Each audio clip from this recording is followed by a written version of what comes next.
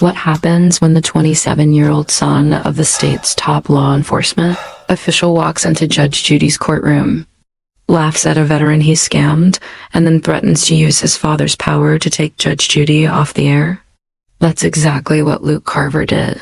He showed up in that studio wearing a midnight blue suit that looked poured onto him, a gold watch worth more than most people's annual rent, and the lazy confidence of someone who's been bailed out of every mess he's ever created. Luke wasn't just any spoiled rich kid. His father was State Attorney General Thomas Carver, the man in charge of prosecuting crimes across the entire state, the man TV anchors called the Sheriff of Justice.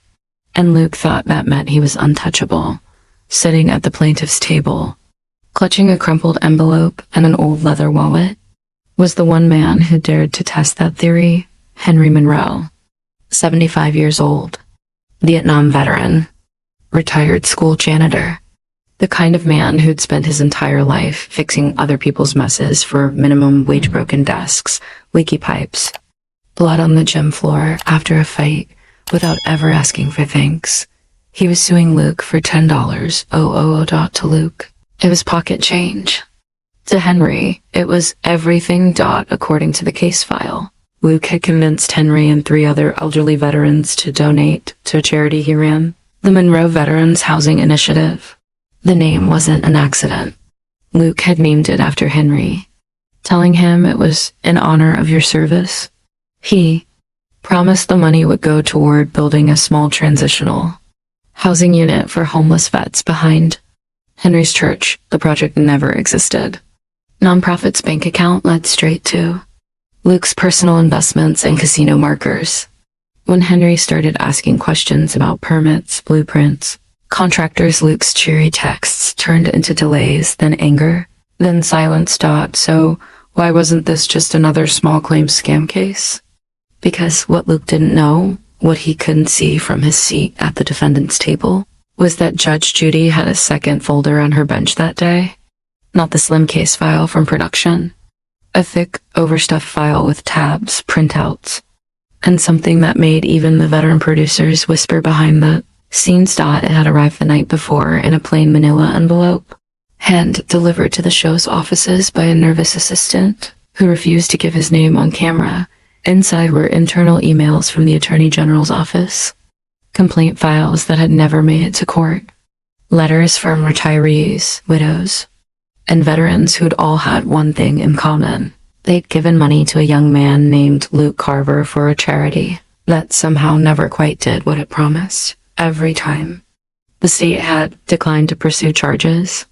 Every time, someone from Thomas Carver's office had quietly called the victims, offered them a small settlement, and strongly suggested they let it go. Judge Judy read every word. By the time she walked onto that bench, she wasn't just irritated at a late defendant.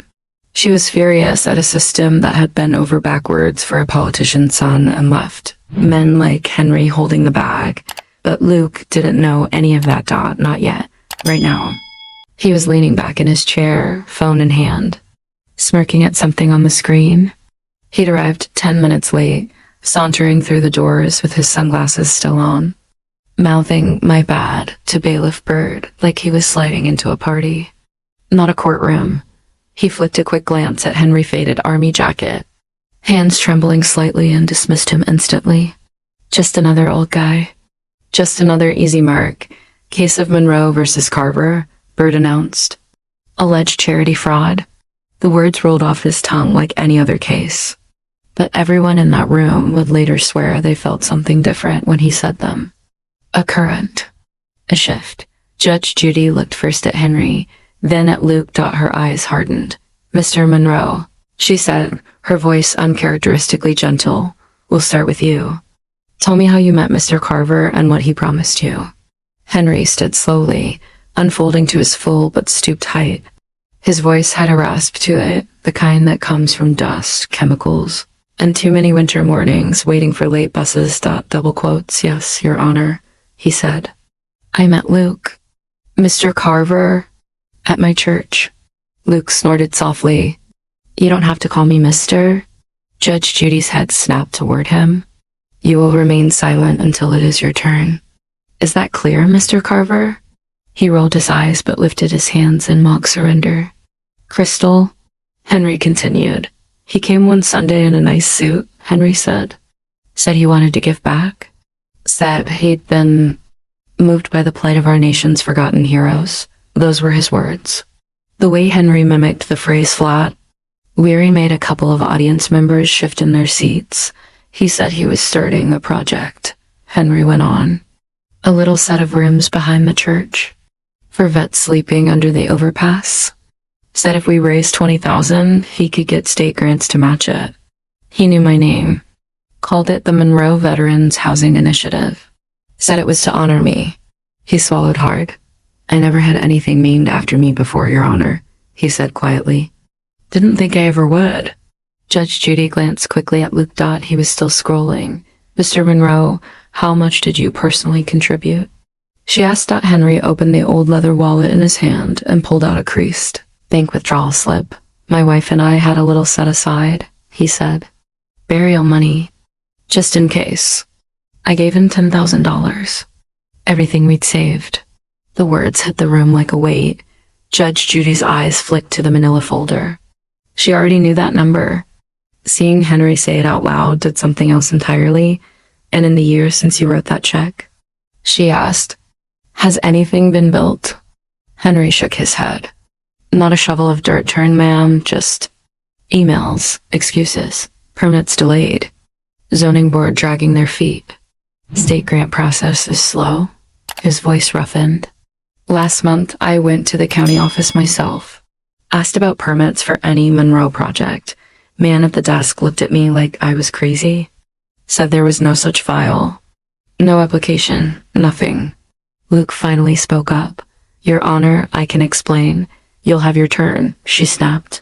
Sit. The audience was absolutely silent. Before we go further, less than 5% of you watching are actually subscribed. If you believe politicians' kids shouldn't be allowed to scam veterans and walk away smiling, hit that subscribe button right now. What you're about to see is what happens when someone who's played the system his entire life finally meets a judge who isn't impressed by his last name. Judge Judy tapped the thicker folder with one finger. Mr. Carver, she said softly, almost conversationally, before we get to your explanation. I have a few questions of my own. Luke smiled lazily. Ask away, he said. Just remember, I know people who can answer for me. He had no idea that the answer she was holding in her hands was about to set his entire world on fire. Asterisk, Mr. Carver. Judge Judy began. You run a charity called the Monroe Veterans Housing Initiative. Correct? Luke straightened, shrugging one shoulder.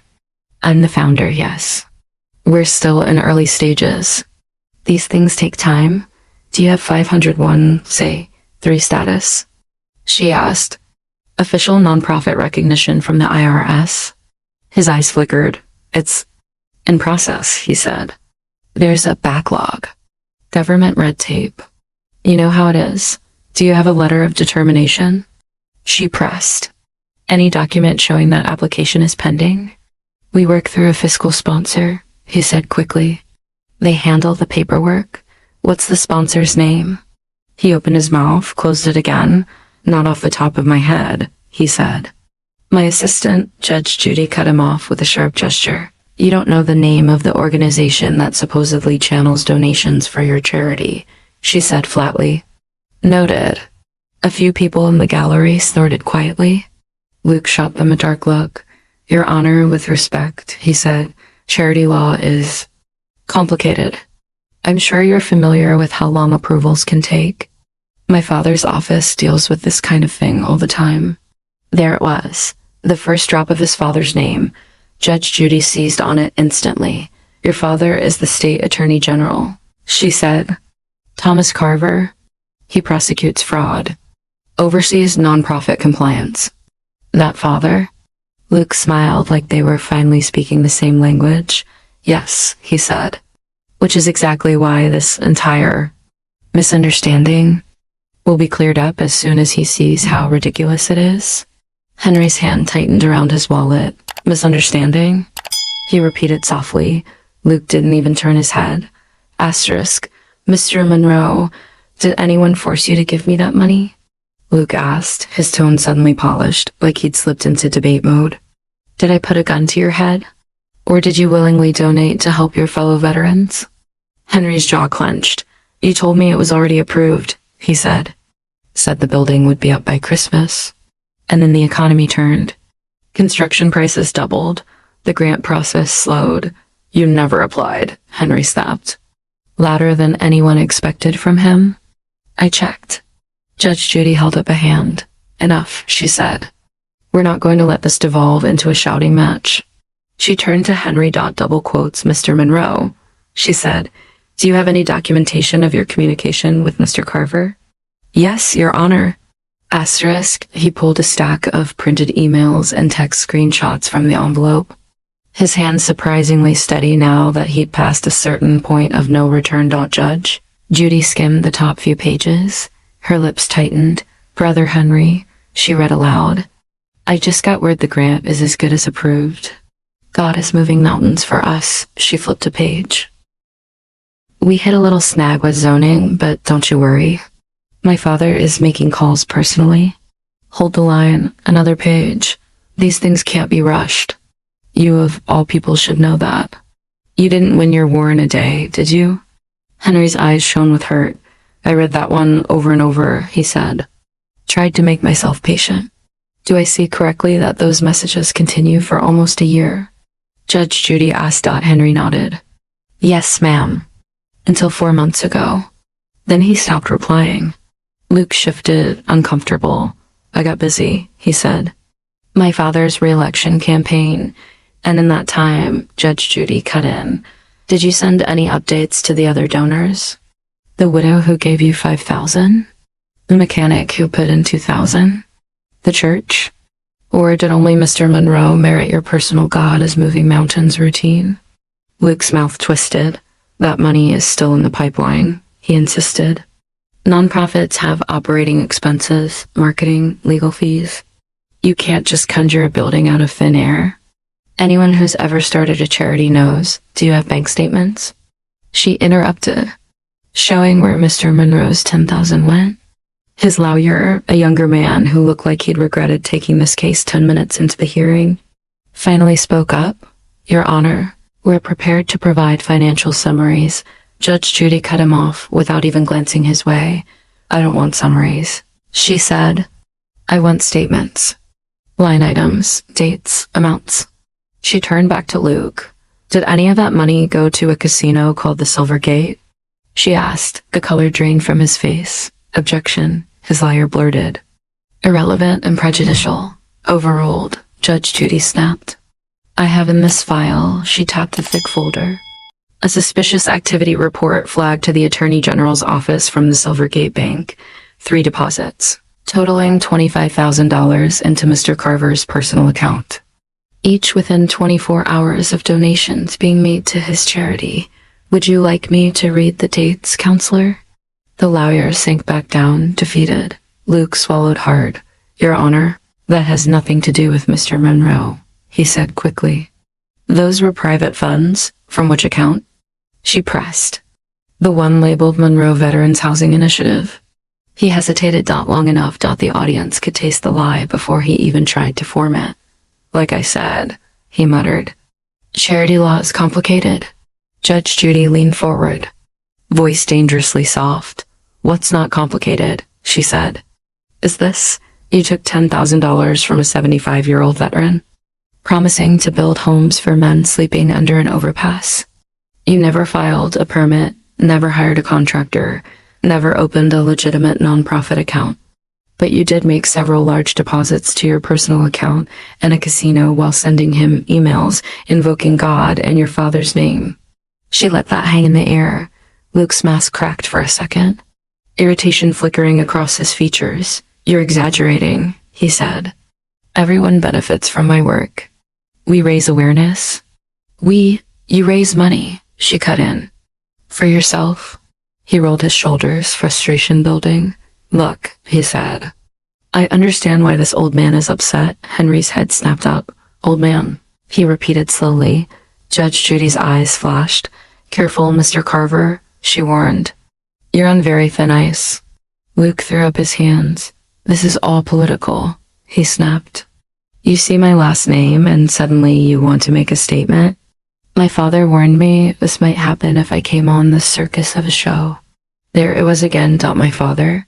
Your father, Judge Judy said, should have warned you not to steal from people who've bled for the flag he wraps himself in during campaign season. The gallery actually murmured. Oh. Luke's jaw tightened. I'm not stealing, he said. I'm building something. Big things take time. But no one wants to hear that. They want instant gratification, and when they don't get it, they run to TV judges and whine. His arrogance ignited something in the room. Henry's daughter in the back row visibly bit back a response. Bailiff Bird shot her a warning look. Judge Judy remained deadly calm. Mr. Carver, she said, do you know how many complaints your charity has generated to the Attorney General's Consumer Fraud Division? He smirked. 0, I assume. Or they'd have shut us down. She opened the manila envelope. 32, she said quietly. 32 formal complaints. Not counting the ones that were withdrawn after your father's office reached out. Luke blinked. That's impossible, he said. I would have. Your father reads every letter? She asked, one eyebrow raised. Every complaint? Every ethics memo with your name on it? For the first time, real uncertainty flickered across his face. What are you talking about? He demanded. Judge Judy held up a printed email. This, she said, is an internal memo from Assistant Ag Paula Reiner to your father, warning that his son's charity appears to be violating multiple sections of the state's charitable solicitation laws. It recommends opening a criminal investigation. She flipped to the next page. This is his response. Handle quietly. Do not open a formal case. We'll deal with Luke in-house. Luke stared. Speechless. His liar looked like he wanted the floor to swallow him. Henry just closed his eyes, as if hearing confirmation of what he'd suspected hurt more than the money. Mr. Carver, Judge Judy said, you walked in here assuming this was a little PR headache. A chance to flash a smile, toss your father's name around, and walk out untouched. What you didn't realize is that this isn't your father's office. This is my courtroom. She leaned in. And in my courtroom, your last name doesn't scare me. It interests me. The tension ratcheted up another notch. Luke's hand clenched around the back of his chair. You have no idea who you're messing with, he muttered. Judge Judy's answer was a quiet, lethal smile. Oh, I think I do, she said. The question is, do you? Asterisk, the air in the courtroom felt heavier now, like everyone was breathing through wet wool. Even the camera operators seemed to lean in. Judge Judy spread several pages across her bench. Like a dealer laying out a doomed hand. In the last 5 years, she began. Your charity has taken in approximately $470,000 in donations. Does that sound about right, Mr. Carver? Luke shifted. Give or take.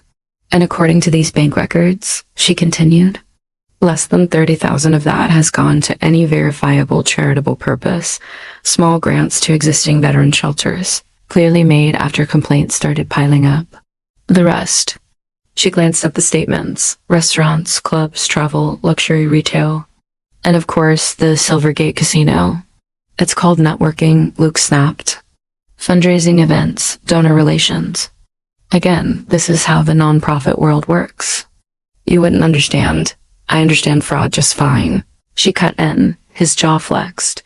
Your honor, with respect, you're cherry-picking numbers to fit a narrative, he said. You're turning a complex operation into a soundbite because it makes good television. The insult hung there. Judge Judy's eyes went steely. Television, she repeated softly. You think this is about ratings. What else is it about? He demanded. An old man upset his pet project isn't moving fast enough. You pull a few internal memos, make a big speech, and boom, viral clip. Meanwhile, you have no jurisdiction to investigate a state-level charity.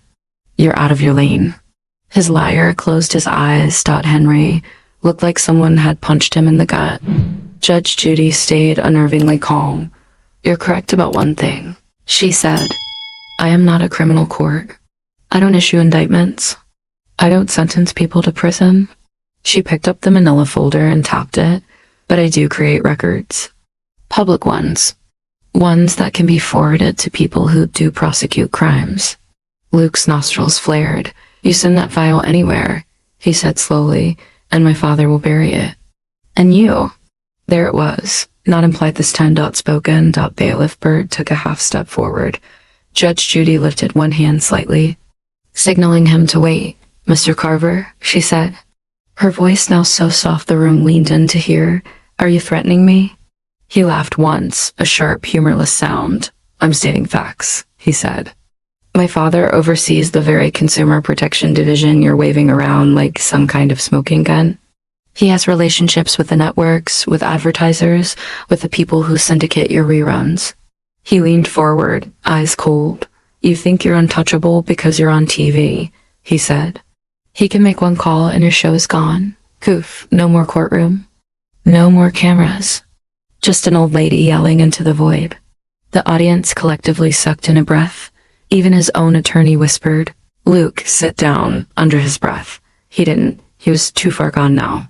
Too used to tantrums ending with someone else cleaning up the messed up judge. Judy rose slowly from her chair. She was a good foot shorter than Luke. But somehow, standing there in her robe, eyes like sharpened flint, she seemed to tower over him. I have been a judge longer than you have been alive, she said quietly. I've had mobsters suggest I take a vacation. I've had gang leaders tell me accidents happen. I've had men with actual power suggest I tread carefully. She took a step closer to the edge of the bench. They didn't scare me, she said. You, with your daddy's title and your fake charity? You're not even interesting. Laughter rippled through the gallery, sharp and delighted. Luke flushed. This entire thing is a stunt, he insisted. You want to make a name for yourself tearing down mine, Mr. Carver, she cut in. Your name is already torn. You did that all by yourself. She held up another sheet. Let's hear from your father's in-house efforts to deal with you, shall we? She said, email from the AG's chief ethics officer. 3 years ago, we are once again receiving complaints about Luke's use of Thomas's position to solicit donations from vulnerable populations, including elderly veterans. This presents significant reputational and legal risk to the office. She flipped to the next. Your father's response. I will speak to him.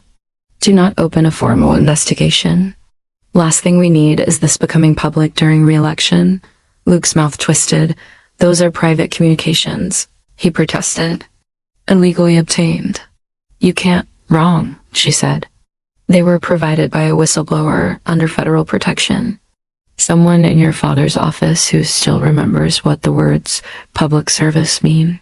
The word whistleblower landed like a grenade, somewhere behind the scenes.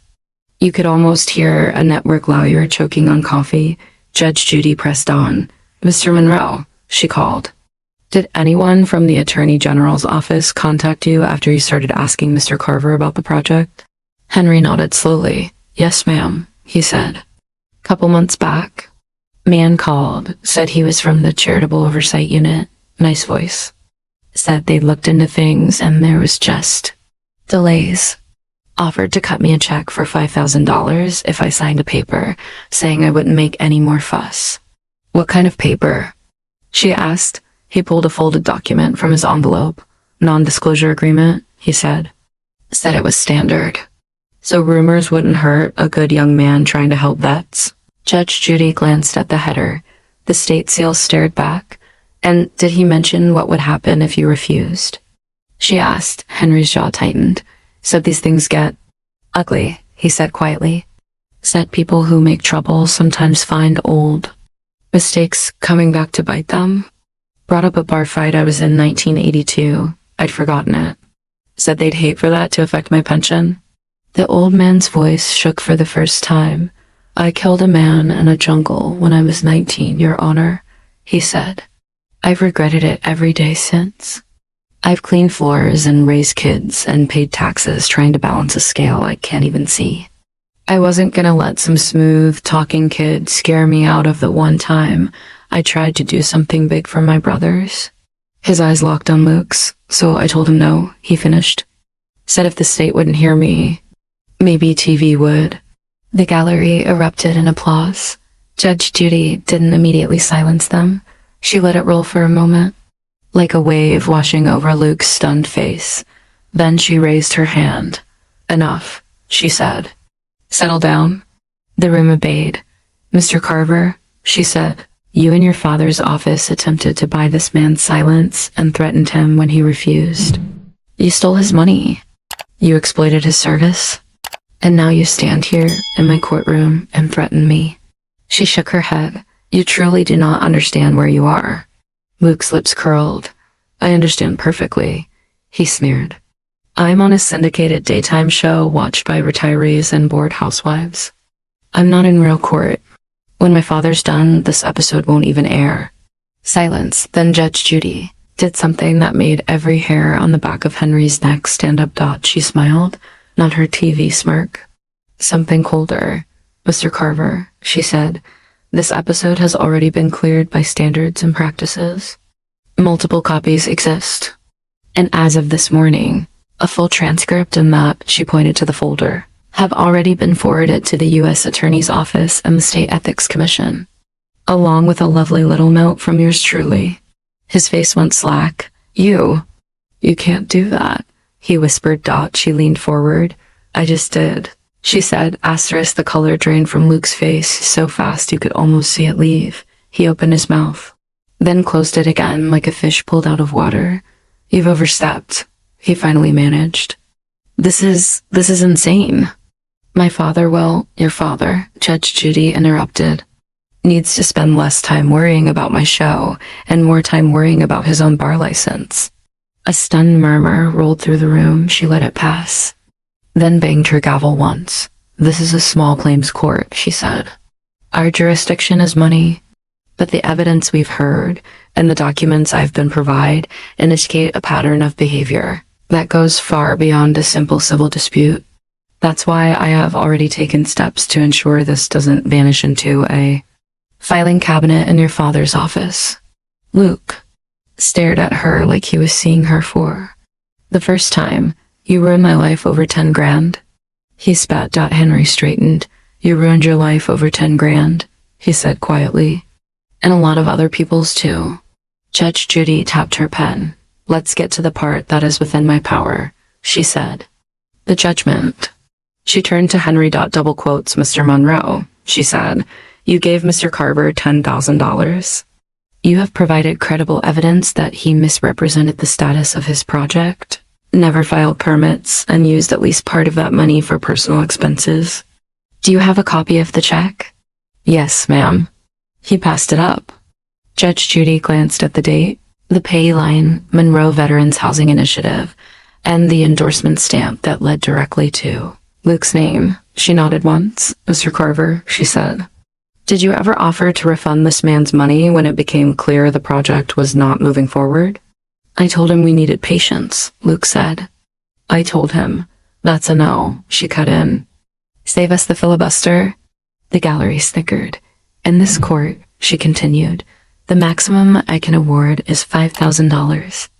I am granting Mr. Monroe that full amount against you personally, not your charity, not your father, you. Luke let out a bitter laugh. 5 grand? He scoffed. All this for 5 grand? You're not listening, she said. That's just the check.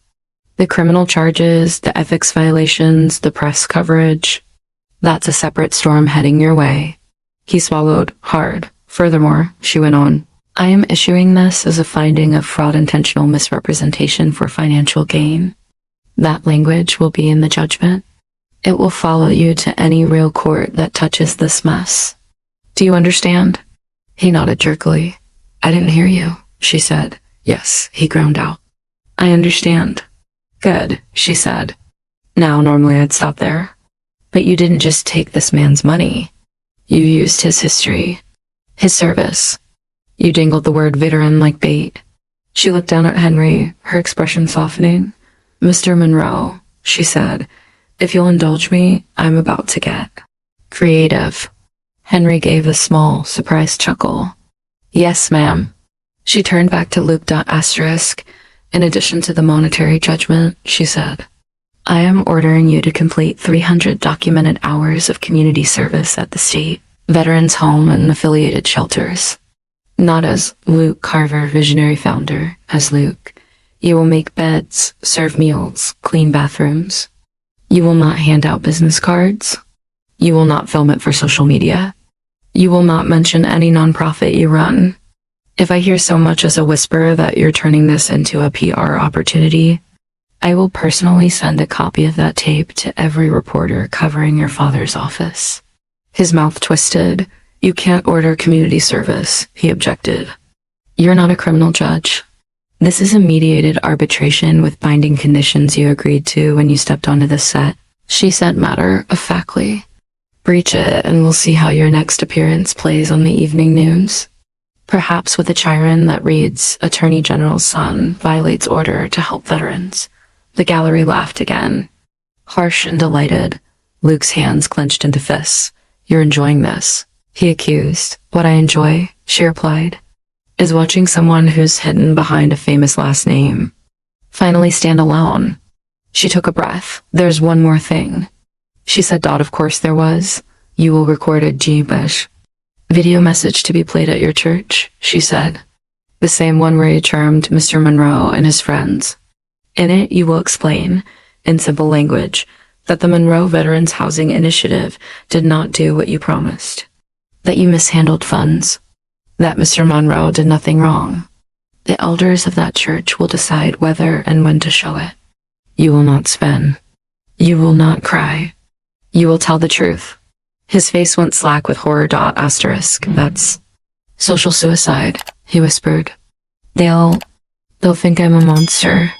Judge Judy's gaze didn't waver. That's between you and your conscience, she said.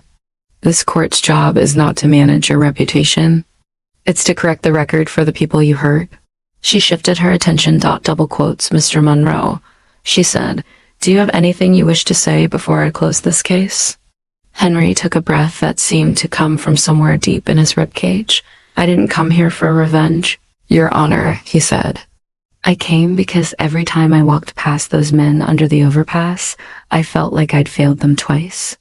Once by coming home alive when some of our boys didn't, and again by letting this kid make me believe he was gonna help them. Asterisk. He looked straight at Luke. You looked me in the eye, he said. Called me Brother Henry, sent me Bible verses. You used words men say in foxholes when they die for each other. You did that for blackjack chips. His voice cracked. I hope you feel that in your bones someday, he finished. Not because a judge told you to, because you finally see us as more than props. A thick silence fell. Asterisk. Judge Judy's final words were almost gentle. Mr. Carver, she said, you will walk out of here today without handcuffs. On 2 healthy legs. With a last name that still opened some doors for now, Mr. Monroe walked in here carrying things you'll never understand. Ghosts, regrets, honor. She paused. You tried to buy his silence, she said. You tried to intimidate him. You tried to intimidate me. You failed on all counts. She lifted her gavel. Judgment for the plaintiff in the amount of $5,000, plus conditions as stated. This matter is referred to the appropriate authorities for further review. Court is adjourned. The gavel cracked down for Luke. It sounded like the first rockfall of an avalanche. Asterisk. The episode aired 6 weeks later. By then, Luke Carver had convinced himself it wouldn't be that bad. His father's media guy said the network might edit for tone. His friends joked he'd go viral and get more followers. He even told himself that Judge Judy had probably exaggerated about sending the file to anyone.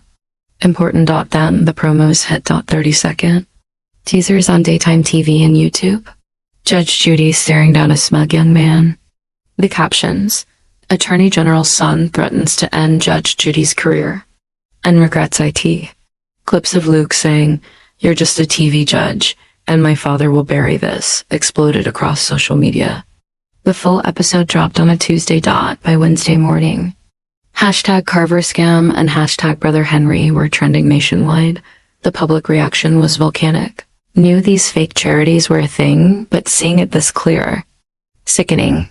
That old man is a hero. Luke is everything wrong with politics in one person. Imagine threatening Judge Judy on television. Peak stupid. Reporters who'd once fawned over Thomas Carver's tough on fraud persona started digging. It didn't take long. Within days, a local paper published a long-buried tip about complaints ignored in the AG's office. A national outlet followed up with leaked memos that looked suspiciously like the ones in Judge Judy's folder. Ethics watchdog groups who might have ignored one more small charity story couldn't look away now that millions had watched the scam unfold in a tight, emotionally devastating 45 minutes.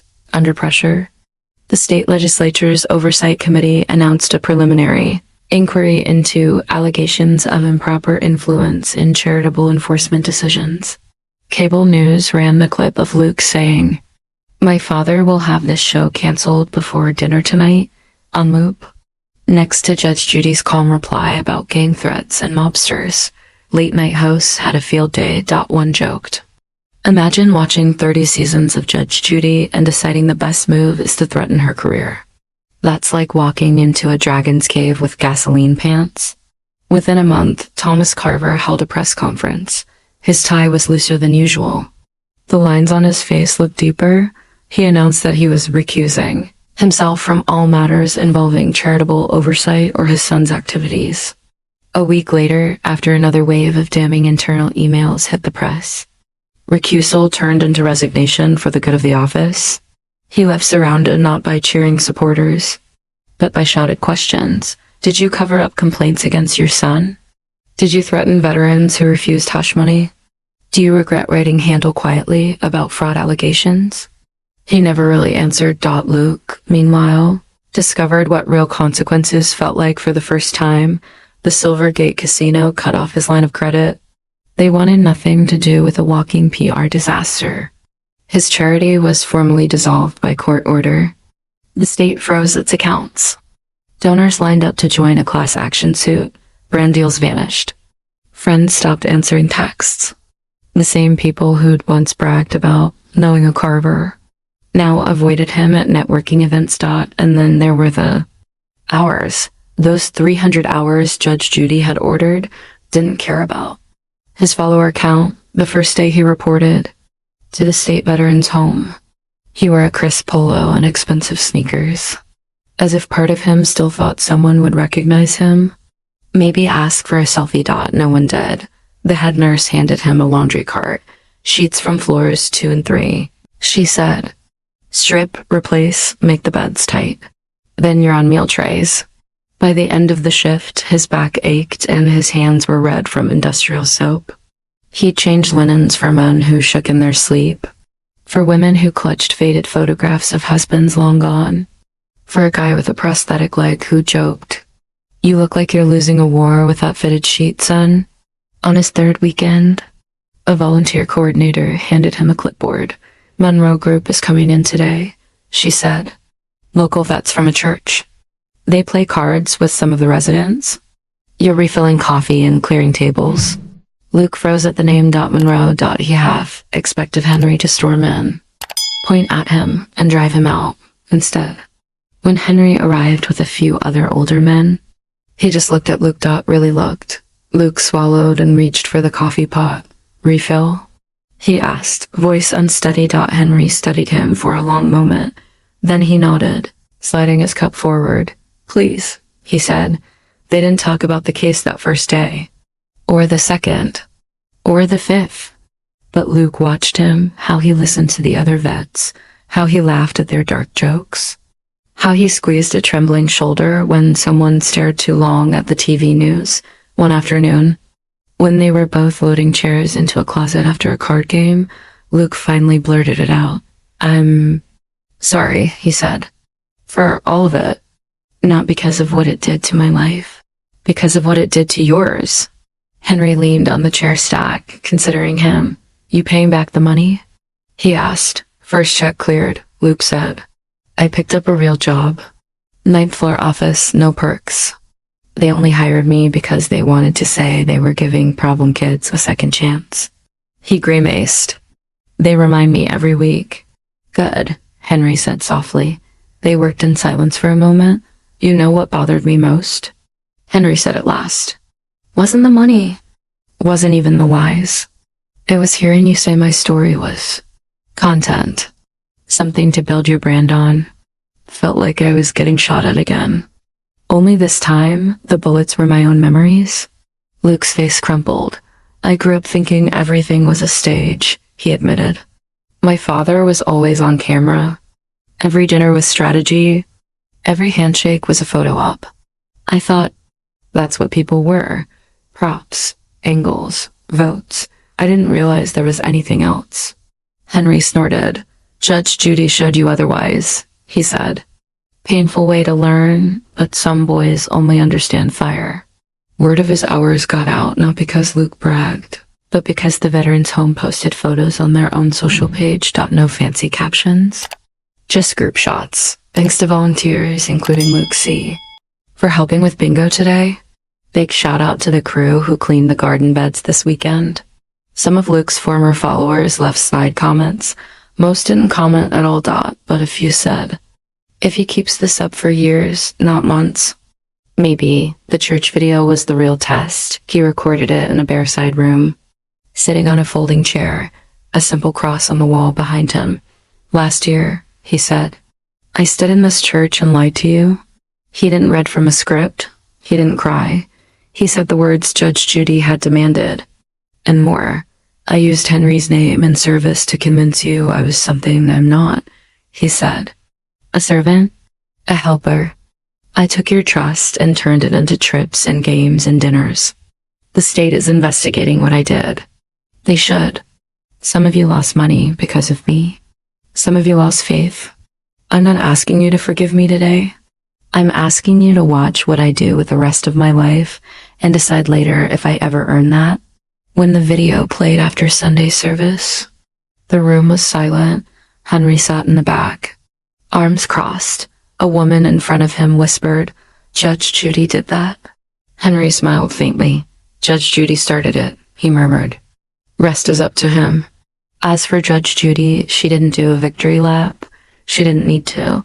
The episode of Monroe v. Carver became required viewing in ethics seminars and nonprofit management courses.